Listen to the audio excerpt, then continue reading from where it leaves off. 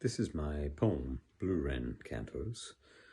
It's the title poem, of course, from my collection, Bluewren Cantos, published by Pitt Street Poetry a few years ago. It's dedicated to Kath Stansfield, and it begins with this epigraph from Jack Gilbert from his poem, Trying to Write Poetry.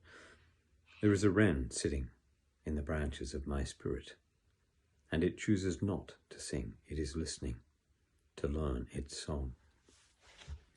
Bluewren Cantos.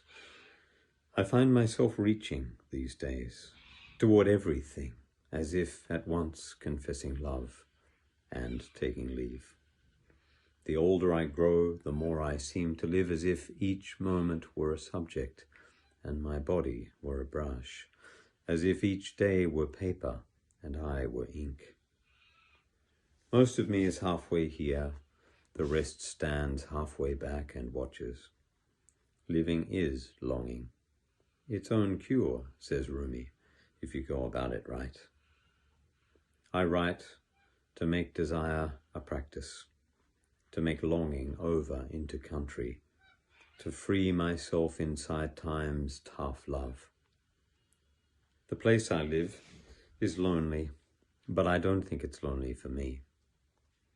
Every place feels like this in middle age. Every day the light loves the floodplain and leaves her.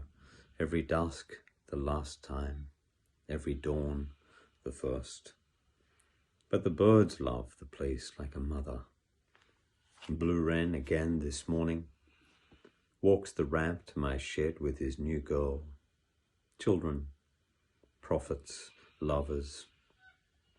You are most handsome when you are after food. Rumi again. The birds are desire, become a voice and a colour, a form and a game, whose rules are the hours of the day.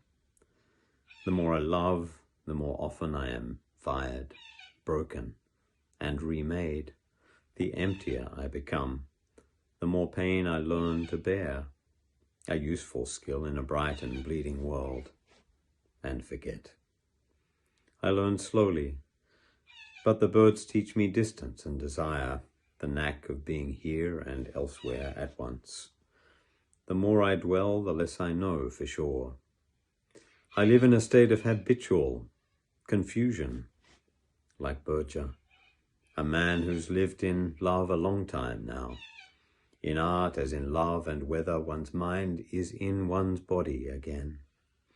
One is, for a time, a place, painted by bluewrens, all one's longing, a nest made empty by song. Thank you. Be well.